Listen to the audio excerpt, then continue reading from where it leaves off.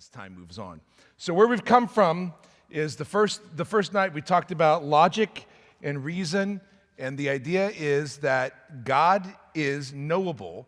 It is easy, not easy, but it is reasonable to come to, my wire sticking out, I know when I'm fixing it. It's easy to come to know the existence of God by use of our reason alone. By use of the faculty of human reason alone, we can come to know and understand the existence of God. Now, we will not come to know about God through the use of reason alone. To understand who God is, to understand his plan for us, his plan for salvation, all of these things, this is dependent on divine revelation. And we'll be getting to that when we start up again in January. But this whole section has been about the notion that one can come to an understanding and to know that there is a God who existed and ordered the universe by means of reason alone. So we've come through a number of arguments, as we put them, and we learned that the word argument is a good thing. The word argument is not a bad thing. Argument simply means that we are demonstrating a principle. We talked about the kind of the three rules of thought. Do you guys remember what those are? The principle of identity, that A equals A thing is what it is. The principle of non-contradiction, a thing cannot both be and not be at the same time. And the principle of the excluded middle, if A then B, therefore not C, if you guys remember all of these things. So we're going to talk about some of that. We'll revisit tonight. These arguments that we're going to talk about are rather simple ones compared to the other ones that we've gone over. And then my hope is if we have some time left over, we're going to talk about objective truth. Because we live in a world today that completely and totally denies objective truth. Not just objective moral truth, which is crazy enough. There used to be moral relativism, but now we live into a world that has completely embraced relativism. In other words, nothing is true. And tonight I'm going to tell you why that's absurd. So, moving where we left off last week, we're going to move on to what's called the argument from conscience. And this is the idea that in all of us, there seems to be in the human person an innate ability to distinguish between right and wrong. Right? And so we have this thing that's called a conscience within us. Where does it come from? It either comes from something less than me. Well, that doesn't seem to make any sense, because if it comes to something less than me, then why should I listen to it? Why should it be guiding me? Why should it be directing me? If it comes from me, then how is this different than me itself, if it seems to be something? If it comes from others equal than me, society, again, why should I listen to it? What value does it have? So it seems that if we really or truly are allowing a conscience to guide us, then it must come from something beyond us. And this is the principle that we call God. So our conscience, our sense of guilt, our sense of obligation, points to something that is beyond ourselves. That thing is God speaking to our hearts. Now, as we see, all of these arguments are going to have, these propositions will have different levels of meaning and different levels of value. I don't think this one is nearly as complex as any of Aquinas' 5 proofs that we went over in the first week, but I think there is something to be said about, wait a minute, why is it that there's something in us that knows innately right from wrong? We call the principle natural law. If you look at the Greeks, Aristotle, Plato, Socrates, and all of those guys, they talked about this principle of natural law that was written on the heart, right? You don't need someone to tell you that you shouldn't kill people. That's pretty obvious, that you shouldn't unjustly, unreasonably, without any cause, just go around killing whoever you want to. That's innately written on our hearts. Where does that come from? What is that thing that tells us this is right, this is wrong? So that's one argument, the argument from conscience. The argument from contingency. Now, we talked about contingency before. This is a slight variation on the early. So again, everything that exists is contingent on something else. But everything can't be contingent, right? Because if everything was contingent, then nothing would exist. There has to be a necessary being that exists in order to move or to sustain everything. So there must be something that exists necessarily. So this is an overly simplified version of Aquinas' argument from contingency. And that thing that is a necessary being must be God. Right? And like I said, the ones we're talking about today, these are quick things you can memorize much more easily than we can some of these other principles. It's so good I said it twice. All right. This is an interesting argument that I really like. The parts of the universe only make sense as parts of a whole. Now think about that. Does a sun make sense without planets? Not really, right? Do planets make sense without a sun? Does a moon make sense without the earth? Does a neutron make sense without an atom? Does a human being make sense apart from the whole of society? No. There seems to be a principle of unity and order that unites everything in the world that is working as a whole. This is very similar to some of the design arguments. We say that ordering principle is God. Remember how I gave the analogy when we were talking about the design arguments, that if you're walking through the woods and you come across a watch, a perfectly ordered working watch, and you said, okay, the laws of quantum mechanics, the modern quantum mechanics laws tell me that it is quite possible that the molecules could have randomly assembled and formed this perfectly working watch. It's possible. That could have happened. But clearly, when I look at this watch, it was designed with a purpose. There were hands that point to numbers that tell me things. There were gears and mechanisms inside of it with all these things working together. So therefore, this watch had to be made by something other than the watch that made it for a very specific purpose. You guys remember that argument? So this is a version of that argument that takes it one step back. So imagine you're walking through the woods and you find a gear, right? Just a gear. Well, the gear doesn't make any sense. Why is someone going to make a gear? They're not very attractive looking things, right? They make, but this gear, when it's put together as part of a whole, it makes sense. You are composed of atoms, right? Atoms don't make sense unless they compose something. Otherwise, they're just blobs of stuff. But an atom works together to form a molecule that works together to form these different compounds and to eventually form a human being. It's a part of a whole, and it only really totally, completely, and logically makes sense when it's understood as the whole. And what I like about this is the more and more we get into physics, into the parts of into atomic parts, and then into subatomic particles. And I really wonder if one day we're going to find subatomic particles. Is there something smaller than a quark? I don't know. I'm not a physicist. Any physicists in the room? Have we found anything? I don't know if we found anything smaller than quarks and neutrinos yet. But maybe we will one day. And a quark or neutrino, they don't make any sense. In fact, neutrinos are made to be with each other. Or is it quarks that are made to be with each other? One of them is made to be with each other. One of them forms a bond. Do you know? Dr. Brown? Dr. Brown, do you know? All right, the other Dr. Brown. All right. All right. I'm just asking all the smart people in the room. I can't remember which one's which, but there's the quark and the neutrino. One is made to form a bond, one is to live in isolation. But the fact that particles form bonds, that's weird. Why would they do that? Why would they form bond if they were just this completely isolated thing? It's like looking at a piece of a jigsaw puzzle.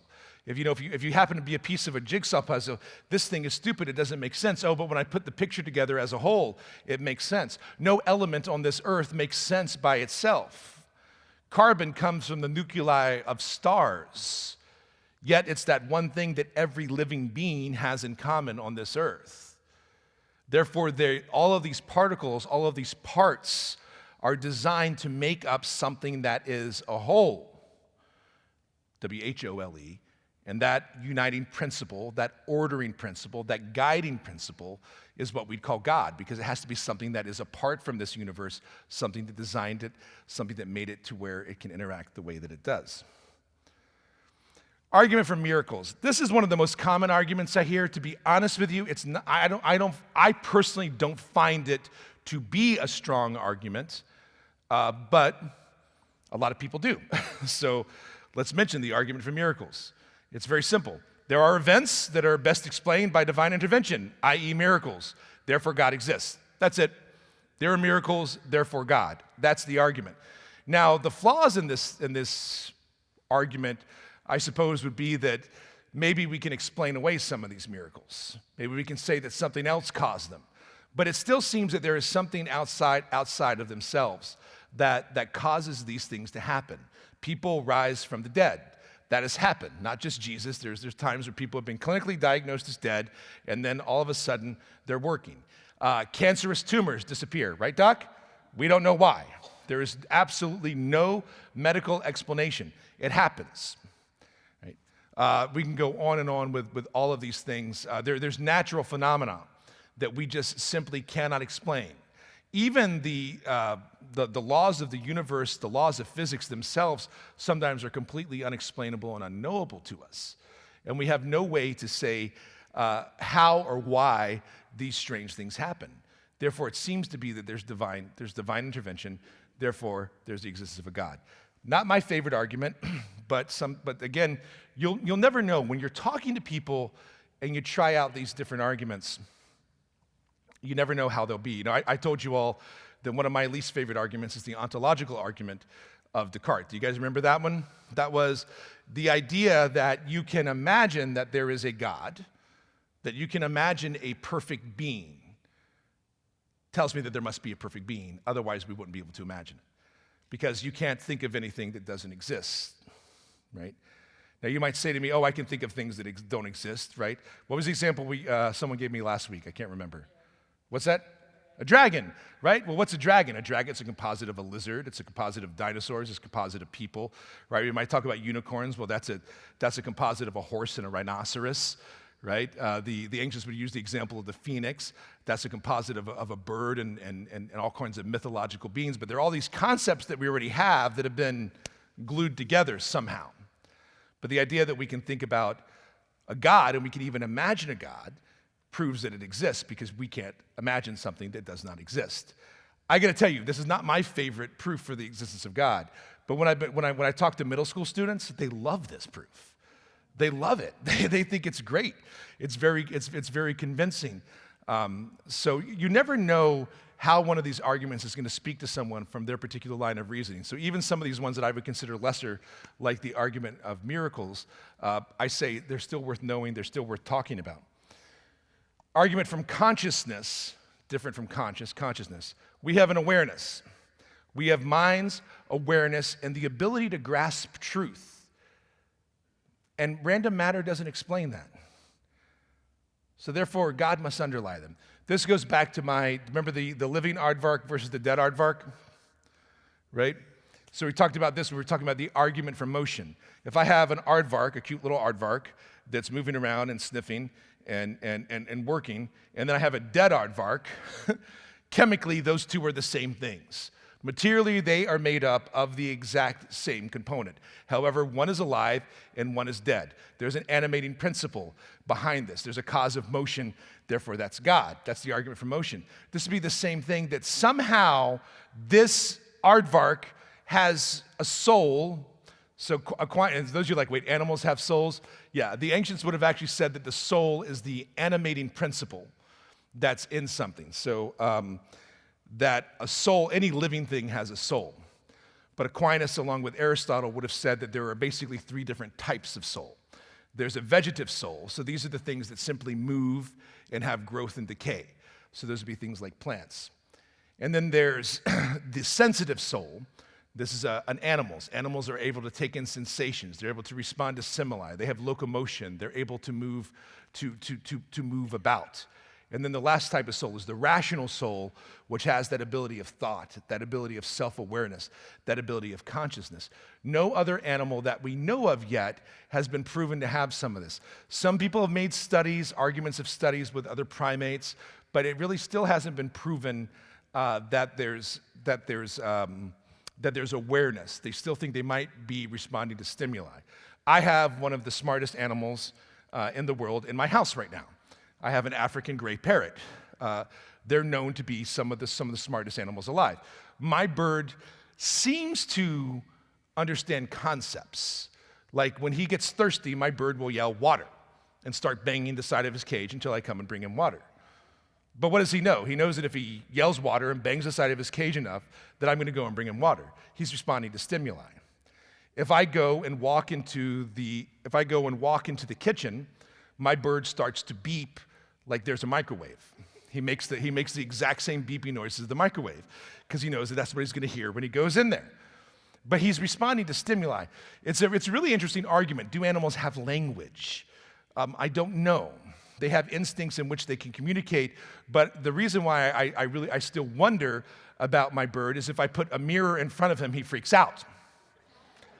He doesn't know what that other animal is. He doesn't understand why it moves the same way he does. If I put a tablet up to him and another bird, he looks at it like it's the most curious thing in the world. Like, is this bird even aware of its own existence? I really don't have evidence of that. Maybe, I'm not saying, but so man's the only rational animal. So we have this rationality, this consciousness, this awareness that is completely inexplicable to science. Completely inexplicable to anything in the material universe. Sure, we can talk about the way the synapses and the neurons fire in our brains, but it's still all very much a mystery that we're only getting to grasp of because we observe how it's interacting with the world. In terms of its origin, we have no idea whatsoever. So there must be something that has ingrained the human person with this consciousness. And other than God, how else can you explain it? There has to be a principle that's beyond. Argument from truth. Now, this one we're going to talk about later because truth exists. There is such a thing as truth. Now, I'm going to say this is where we have to go back, and we will at the end of tonight, to talk about objective truth because a lot of people do not believe in objective truth anymore. There is no objective truth is an absurd statement, and I'll tell you why in a bit. But let's just say for now that most of us in here believe truth, right? Do you believe in truth? Truth exists. How do we know truth exists? 1 + 1 = 2. Anyone want to argue with me? No one's arguing with me. Okay, in a base 10 math system, 1 + 1 = 2, right? So there are eternal truths. There are mathematic principles, logical principles, right? Principle of identity, A = A. Does anyone want to tell me that A does not equal A? A = A. That's logical principle, right? So there is truth, and truth lives in our mind. So there must be, that our mind becomes aware of this truth, so there must be an eternal mind in which truth resides. That would be God. Because if I die tomorrow, A still equals A, 1 + 1 still equals 2, 2 + 2 still equals 4. So there has to be something that keeps these truths eternal and constant. So good I said it twice. Arguments for morality. Again, some people don't agree with morality, if someone doesn't believe in morality, you'd have an argument with this. You might not have much of an argument with them here. This actually is one of the arguments that the late Charlie Kirk used a lot. When he would talk about people, he would say that without God, he flipped it the other way. Without God, you don't have morality. Without God, there can be no absolute or perfect good. The other way around is to say that there is absolute or perfect good in the world, if you believe it. So if there's an objective moral duty, there's right, there's wrong, there's people that you are obligated to. Parents are obligated to children, right? The civic leaders are obligated to the people that they serve. There are objective moral duties that exist. But this makes sense only if there's some kind of ultimate lawgiver. Only if there's an ultimate lawgiver. Otherwise, we're just doing things to keep peace, which makes no sense. Because if we have a society where C.S. Lewis he would use the analogy of boats. So imagine a fleet of boats moving through the world, okay, moving through the ocean. Boats are moving.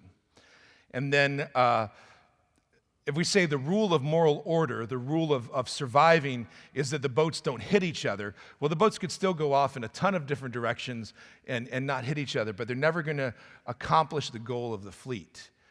That there has to be an objective order, which means there has to be an objective good, which means there has to be an objective reality that guides and directs this good. And that's what we call God.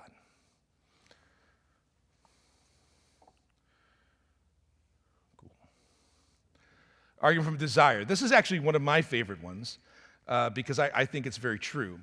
We have innate desires. in us, inside the human person. I would call this the anthropological proof for the existence of God. We have innate desires. One of them is the human person desires to be loved. There's no question about that. That we as human persons have this desire for something that is beyond ourself. And typically we find that those desires, the desire for love, the desire for justice, the desire for meaning, is never fully satisfied by anything in this world. This is why I tell people all the time, if you expect your spouse to love you perfectly, how many of you are married? Right, good, all right. Over 20 years, keep your hand up. All right, over 30, over 40, all right, over 50, over 50. Anyone over 60? You guys, how many years? 55 years, congratulations, that's great. Surely I'm going to pick on you, even though I believe that you might be a perfect person. But you probably have learned in your 55 years of marriage that you and your spouse are not perfect. Totally, you definitely, that is probably the one reality beyond anything else in this world that you can attest to right now, that the person that I said yes to 55 years ago is not perfect. So I always tell, when I prepare young people, presumably young people, sometimes not so young people, for marriage, I say, this is something you guys have to get ready to understand. You cannot expect perfect love from your spouse because they're going to fail you every time. You understand that this doesn't mean you have no expectations, you have zero expectations, but the perfect love we can only receive from God. That's the only being that's perfectly capable of giving us perfect love. Therefore, if we expect perfect love from other people, we are going to find ourselves sorely disappointed. But every human being I have ever met or encountered, even sociopaths, even people who have severe mental disorders, have this desire to be loved. Blaise Pascal talked about how it was a void inside of us, like a vacuum that we try oftentimes to fill up with other things. And you see this all the time. I'm perfectly convinced that this is where addictions come from, is we're trying to fill some kind of void inside of us. So people will turn to drugs, alcohol, sex, even things that are good for us, right? Things like food, entertainment, social media. We try to fill up all of our souls, that this kind of vacuum inside of us, all of these things, and then we realize that we're never satisfied. And I just absolutely refuse to believe or accept that this is the cosmic joke of the universe. That somehow all human persons were created with this innate desire for perfect love, this innate desire for perfect truth, this innate desire to find meaning and purpose in this world, and that it would never be fulfilled. I refuse to believe that. It doesn't make any sense to me. To me, that's illogical. And to me, for me personally, I have to say, in my own testimony, my own experience of life, this to me is the biggest indicator of the existence of God or eternal life. That we clearly have desires, we clearly have wants, we clearly have even needs that can never be perfectly met in this world. And for me, I have to say that's why I think there's a God. The argument from desire. So good I said it twice again. The argument from aesthetic experience. This is a very common one too. Beauty, goodness. At least I acknowledged it, right? We're going to edit that out of the clip that's posted online. Beauty. But I would go even farther than beauty. But beauty moves us deeply. Like truly, like have you ever experienced real beauty? I'm not talking about just the beauty we see at church, right? That's one thing. But you ever seen a piece of art that just floors you? I have. I can think of a couple times in my life that I've been moved to tears just by art. Music hits me hard. And I mean, it can be classical, beautiful classical pieces, Palestrina, Haydn, Mozart, Beethoven, Johann Sebastian Bach. Like these things can hit me and evoke me, but even pop music can just hit me in a way that a story can't, that other things can't. Literature. There are some stories I've just read in my life that just make me respond. in a way that I can't explain. Either it uplifts me. The beauty is a reality that moves us deeply. So the fact that there is some kind of source from which an ideal for beauty must come, and our capacity to appreciate it. So the fact that there, one, exists beauty, and that I'm able to have some kind of knowledge or appreciation for beauty, tells me that there must be a beautiful mind behind the universe, God. And this argument from aesthetic experience could not just be applied to beauty, but it could be applied to what we call all the aesthetics, or at least the three that everyone agrees on. There's a fourth one. But the three that everyone agrees on, all the philosophers, the three aesthetics are truth, beauty, and goodness. Of course, we've had the argument from truth, right, from the existence of objective truth. We've had the argument from goodness. That's the argument from morality, that if there's a perfect morality, there must be a perfect being. So this is the argument from beauty. The very fact that there's beauty in the world and that there's objective beauty in the world tells us there must be God. Of course, not a perfect argument, because some people are going to tell you that beauty is relative. But that's really not how the ancients understood beauty. The ancients understood beauty as an objective reality. There are certain things that everyone finds beautiful. There are certain moments that everyone finds beautiful. But no one can explain it, though, right? I mean, what is art, right? That's a big question people ask today. What's art? What is art? Is art just expression? No, I don't think art's just expression. I think there's something about expression, but I think there are certainly ways that I can express myself that people would not call art.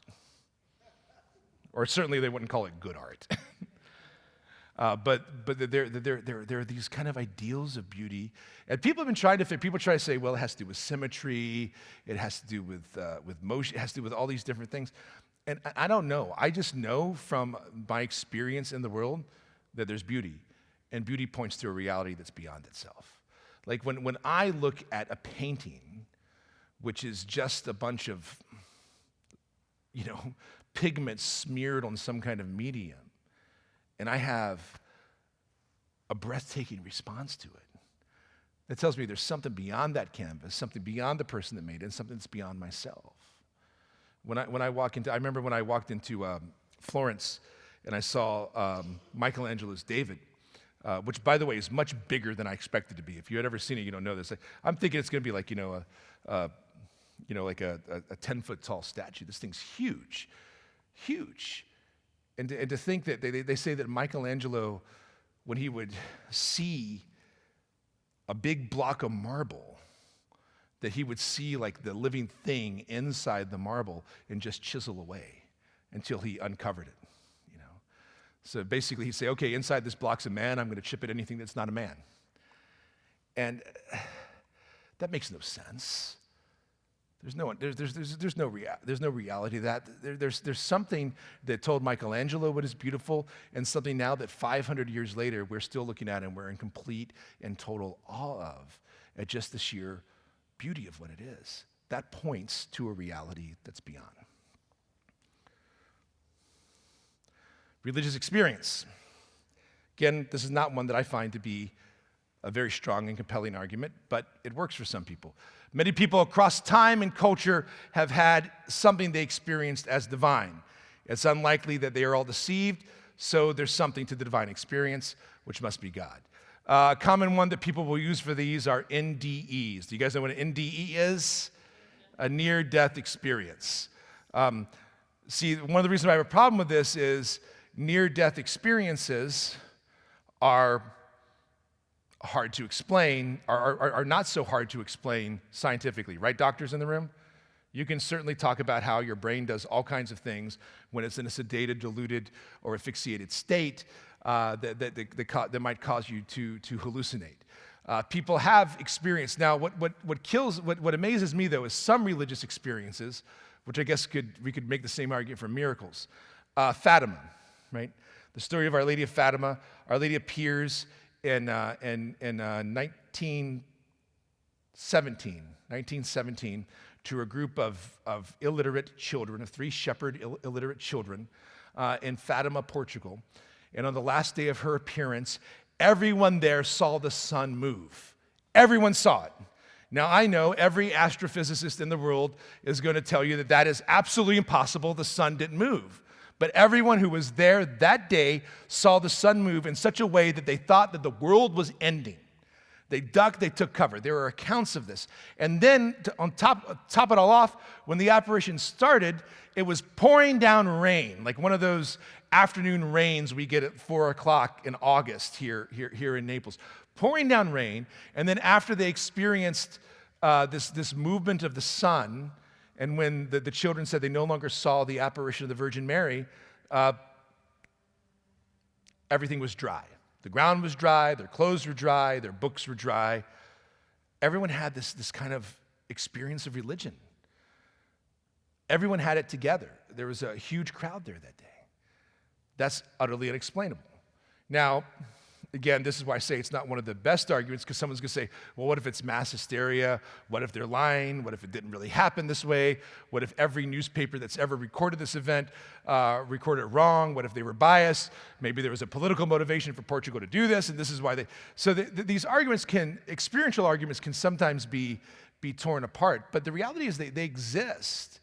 And I know a lot of people that this has been their own understanding, how they've come on their own life to understand that God exists because they've had some kind of religious experience, whether it be something amazing like what the children experienced in Fatima, whether it be, a voice they heard that told them not to get into a car at a certain time, and then all of a sudden they found out there was a car crash that they would have been in if they'd gotten in the car at that time.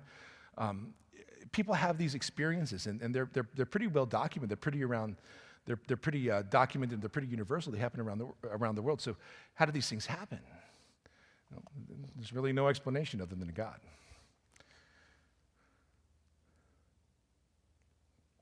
The common consent argument. Most people think there's a God. Right? Most people in all cultures believe in some divine being or higher power, even though almost everyone is mistaken, or it suggests that the reality is God. Now this is a very weak argument when you're dealing with atheists in a lot of ways, in terms of convincing them, but it's still a reality that exists out there. Okay, can you tell me why you think most people in the world are wrong? And why I should listen to you before I listen to literally most people in the world? Can you tell me? Yeah. Sorry, I picked on you. It's pretty good for being a good Catholic and sitting in the front row. And sometimes that is a good argument when you kind of get to that, and because a lot of times, atheists will try to say that the burden of proof for the existence of God is on us. But remember, the person who's making the assertion is the one on whom the burden of proof belongs. So if they're saying there is no God, all right, prove it. Well, you can't prove that there is a God. Okay. First of all, I think I can because I went to this talk by Father Casey and he gave me 20 proofs for the existence of God, so let me lay them all on you right now.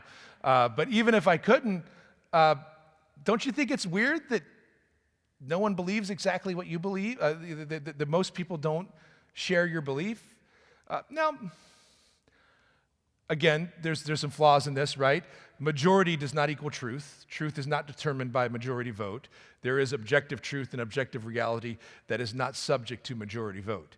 Right now, a large number of people in the world are beginning to tell me that men can be pregnant. If all of you in this church became under the belief that men could be pregnant, that would make the reality no less false.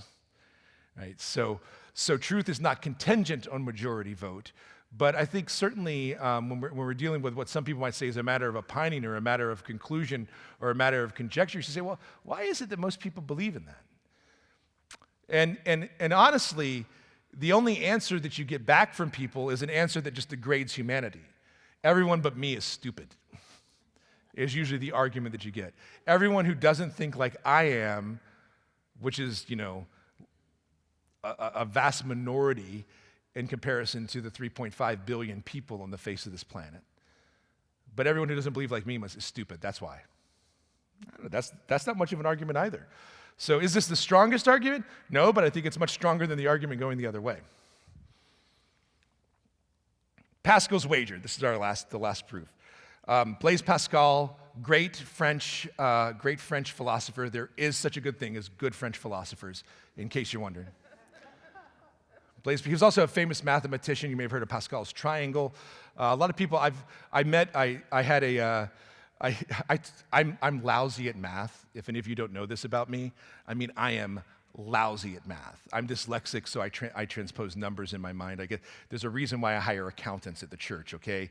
You do not want me solely to be responsible for your money, I promise. I'm lousy at math. So I found a class when I was in college called Math for Liberal Arts. It was the most ridiculous thing ever. I was literally cutting out things and coloring things. And my friends at the seminary, because for our general education courses, we would take classes outside the seminary, and there was a consortium of Catholic colleges in Detroit. So some of my friends, very mistakenly, they went to a Jesuit college, thinking it would be easy, right? The University of Detroit. So they go to U of D and they're taking college algebra, which, at a Jesuit university might as well be introduction to physics.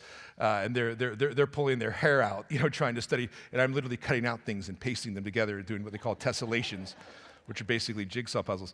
But in this class, I had to write a paper. In a math. I'm like a math class where you have to write a paper. I can totally dig this, which tells you that I'm not a math person, because a math person would be freaked out by a math class where you had to write a paper. But I wrote my paper on Pascal because I knew he was also a great philosopher.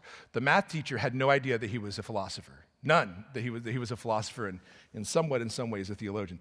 So Pascal, in his book, he has a great book, which I really recommend you read if you've never read Pensées, which is just thoughts. It's his thoughts. And he talks about the famous idea of Pascal's wager, which is basically that you have more to gain than you have to lose by believing in God. So even if you can't be certain by reason that God exists, it's safer to make a wager that he does, because then you gain everything that you have from that belief in God. And if he doesn't exist, it's like I could go to an atheist and say, you know what, buddy, maybe you're right, but if you're right, I'll never know. I will never know that you're right. But if I'm right and you're wrong, you're going to know about it. And it's not going to be good. I'll tell you some of the reasons why I don't like this argument. One of the reasons why I don't like it is I think the belief in God gives us a freedom and a happiness here and now that you can't attain anywhere else. I think it gives us a sense of purpose and accomplishment in life. I also think that sometimes it can be much easier to go through life without an understanding of God, because it means I can do whatever the heck I want whenever I want to. It means I have no guide, I have no guidelines, I have no sense of duty.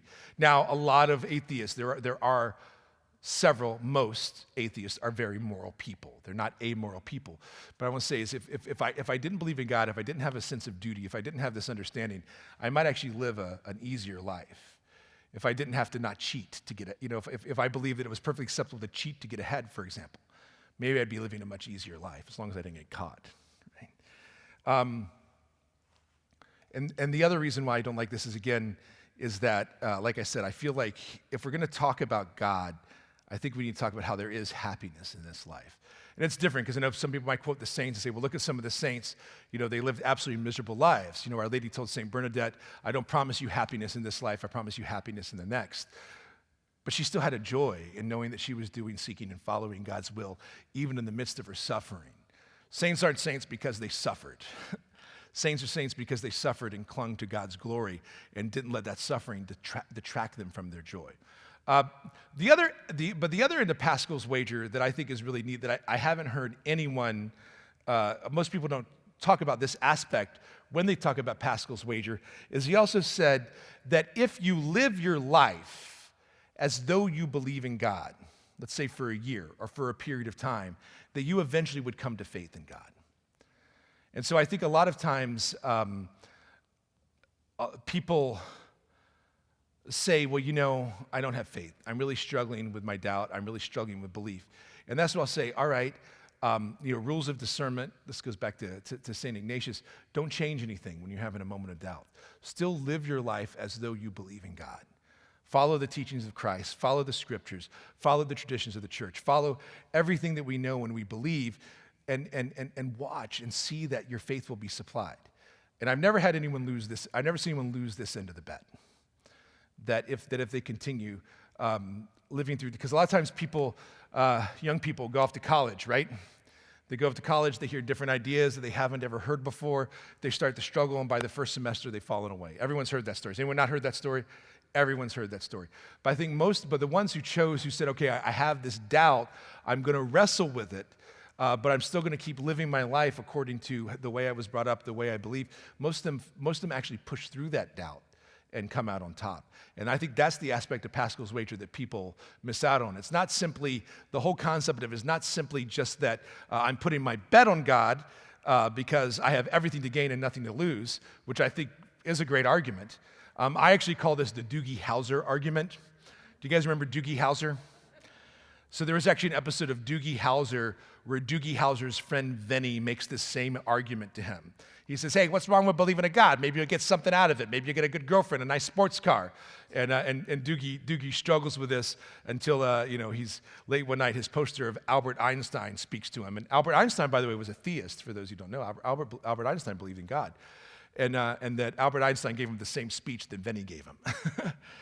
Because I think Albert Einstein, in a sense, lived his life according to Pascal's wager. So I think there's merit to say it's better to believe in God than not believe in God. The odds are in your favor. You have nothing to lose and everything to gain. If I told you that if you put money down, if you put a $100,000 bet down, I might give you $100,000, or I might not. But no matter what, you're going to get to keep your $100,000 when this is over. I'd take that bet. I'd take that bet. And I think that's where a lot of people see Pascal's wager. But I also like the idea the wager is that if you live your life according to Christ, according to his commands, according to the teachings of the church, that you'll eventually come to faith in Christ. So if you were here last week and you're here this week, you've now heard 20 arguments for the existence of God. I did not make any of these up myself. In fact, you can find all of them spelled out on the internet. And the man who really spells them out very well is a philosophy professor out of Boston College by the name of Dr. Peter Kreeft. And that last name is spelled like Kreeft, K-R-E-E-F-T, Dr. Peter Kreeft. You can go online, you can read these arguments for yourself, fleshed out more. You can listen to his lectures. If you ever see a book by Dr. Peter Kreeft, buy it. He's amazing. So this is really where I got this part of the presentation from. So let's see, I can't see time. We got 15 minutes left. Can I cover moral relativism in 15 minutes? I think I can. Or at least get us somewhere. What is truth? One time, a long time ago, when I was in high school, I was sitting in a theology class at a high school. And I was arguing with my theology teacher because she was very wrong. And I still hold to this day that she's wrong. And I said, what you're saying is not true. And she said to me, well, Jesus said, what is truth? I said, no, Pontius Pilate said, what is truth? So you remember very back to the first week we talked, there's that beautiful scene in the Passion of the Christ. And it's from Scripture, but I love the way it's acted out in the Passion of the Christ, where Jesus says, I've come to testify to the truth. And Peter responds, veritas, quid est veritas? What is truth? What is truth? And I think that was Pilate's response to being faced with truth incarnate himself, Jesus Christ.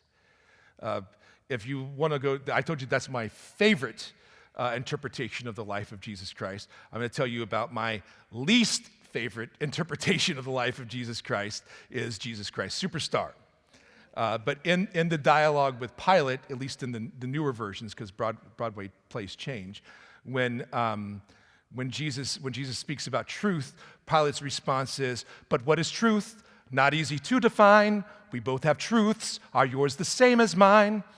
Again, it's the same thing. He's saying that there's no objective truth. There's no objective morality. So what are you talking about? He's almost laughing at our Lord. because the Lord's making a claim that there is such a thing as objective truths. But we live in a world right now where a lot of people are saying that there is no objective truth. We call this relativism. Relativism is the doctrine that teaches us that we can be certain that nothing is certain, that absolutely nothing is absolute, and that we can be assured that nothing is sure. This is exactly what relativism teaches, and some of you are already seeing the absurdity of that claim. Are you seeing it there? It says it itself. I'll show you. What's that? Yeah, exactly. Okay, there we go. So that's the first. So you guys remember the 4 rules of thought from way back. So the principle of non-contradiction. Something cannot be both true and false at the same time. And that's the problem with a statement like, there is no objective truth. When I say there is no objective truth, I have made a truth claim. I have disproved myself by speaking that. If someone claims there is no objective truth, they are asserting that that statement is objectively true. But that contradicts itself, because if the statement were true, then it would be false, and something cannot be both true and false at the same time. Therefore, the denial of objective truth is self-refuting. Who's confused? I don't think it's that confusing. I think it's very clear. As long as you understand that nothing can be true and false at the same time, in order for a statement like there is no objective truth to be true, something would have to be both true and false at the same time. You can't do that. It's like saying, I want a square circle. You know? Where this comes into play and talking about morality and talking about the world, this whole principle of non-contradiction, gay marriage, I'm just going to use as an example. And again, you know, I love everyone no matter where they're walking in life, but objectively speaking, in history, marriage was always understood as the lawful union between a husband and a wife. The most ancient laws we have talking about marriage go back to the Code of Hammurabi, which predates Christianity, and in that Babylonian culture, there were all kinds of relationships. You had everything that we hear about now, you had then. You know, you had homosexual relationships, heterosexual relationships, polyamorous relationships, polygamous relationships. Those are 2 different things, in case you didn't know.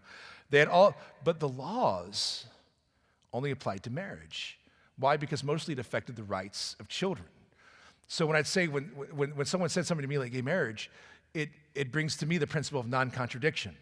It's like saying square circle. You can't have a square circle. You can't have a round square. Something cannot be both true and false at the same time. Therefore, objective truth must be real. Otherwise, something can be true and false at the same time. And I have yet to see in this day and age how something can be true and false at the same time. Why is this thing slowing down? Oh, it's because we're doing wireless tonight, isn't it? So how's everyone doing?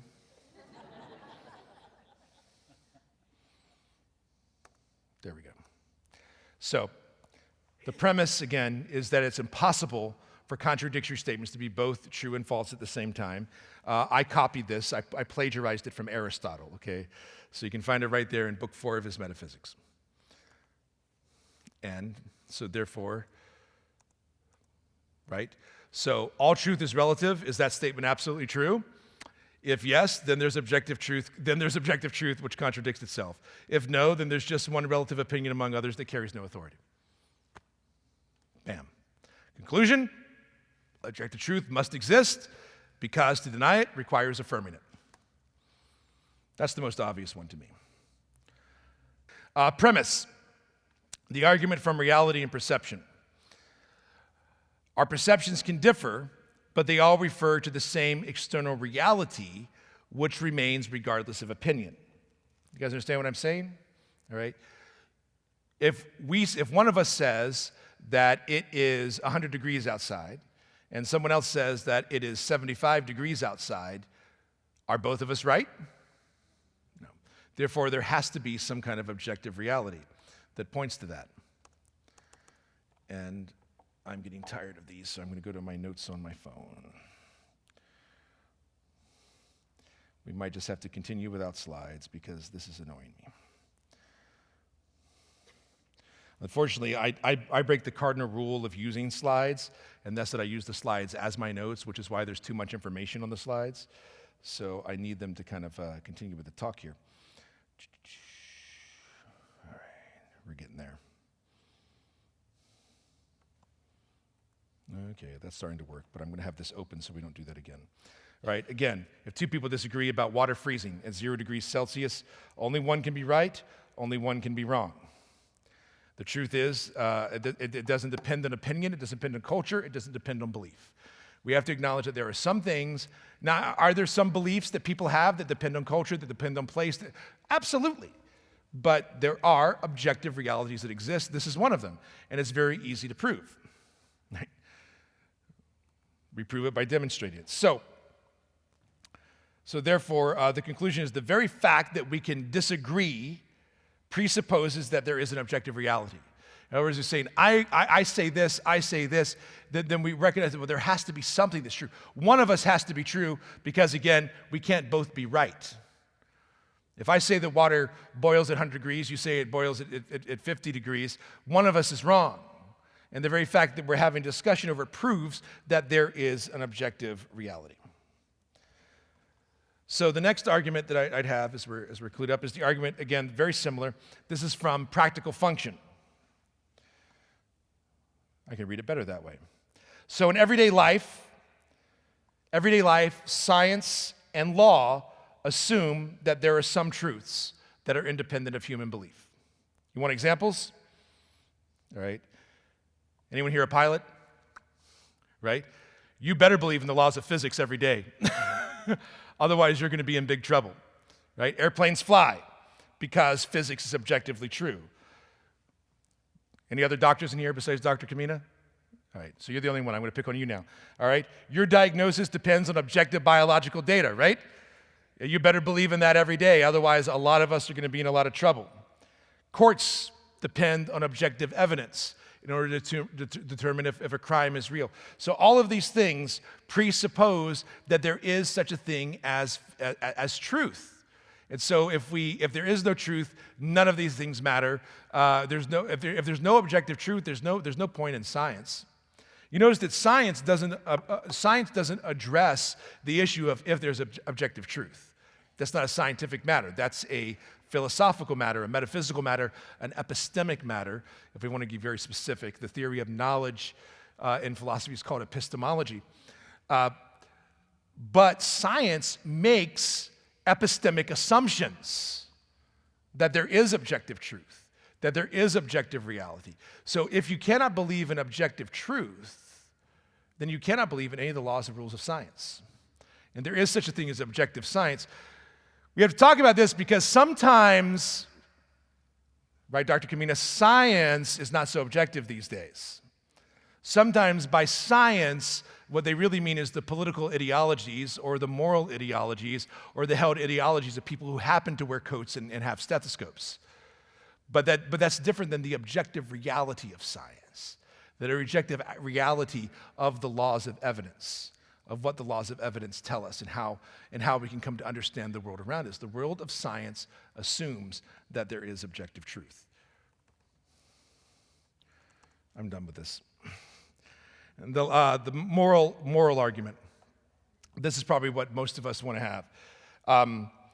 Moral outrage or appeal assumes that some actions are truly right or wrong. Some actions are truly right or wrong. So if we believe that there are some actions that are truly right or wrong. Now I got to tell you, this one gets harder and harder to argue in society because a lot of people are going to say there is no such thing as objective truth. When I used to teach high school, and I would ask this in classes, about the only thing they could tell me is that they know is wrong everywhere, every circumstance, no matter what, is rape, sexual assault. That's the only thing they could say. And I said, well, you know, I could show you some scenes from some movies in the 50s that you might disagree with this, right? There's a famous scene in Gone with the Wind. Do you guys know the one I'm talking about? Where, Red Butler seemed to think that he objectively had a right to something in that moment, and Scarlett O'Hara didn't seem to think so. Guess who won? Was that right? There has to be an objective moral order. There has to be an objective truth in order to understand this. So saying something like genocide is evil is not an opinion like I prefer vanilla. Most people could say that, right? Saying that something's evil implies that there has to be good, there has to be bad in the world. It expresses a moral fact that is held regardless of culture, regardless of time. And finally, there's the Thomistic argument of what truth is. And this is the Catholic argument. This is the church argument. And that is that truth is the conformity of the intellect to reality. Truth is the conformity of the intellect to reality. To understand truth is to understand reality. Truth corresponds to what is. This goes all the way back to where we came from at the beginning of this whole discussion of understanding the reasonableness of God. When God appeared to Moses, and Moses said, "Who are you, O burning bush, God? What name am I going to give Pharaoh?"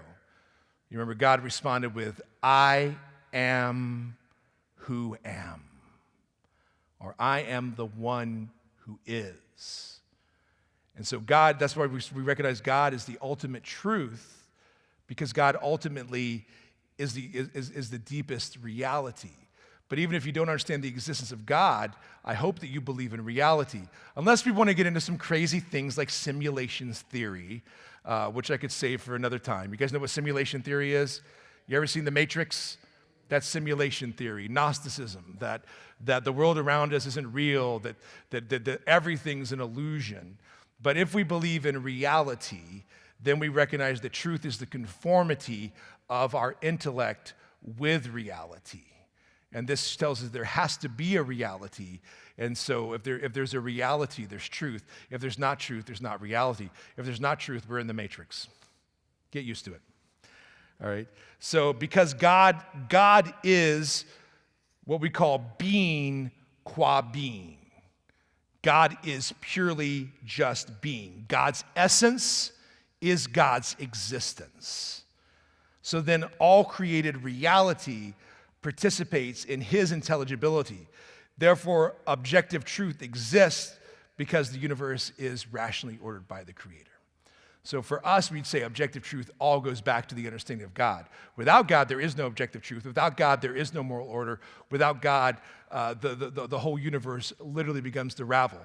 There's no movement. There's no change. There's no principle. There's no animation. There's no right. There's no wrong. There's no real. There's no unreal.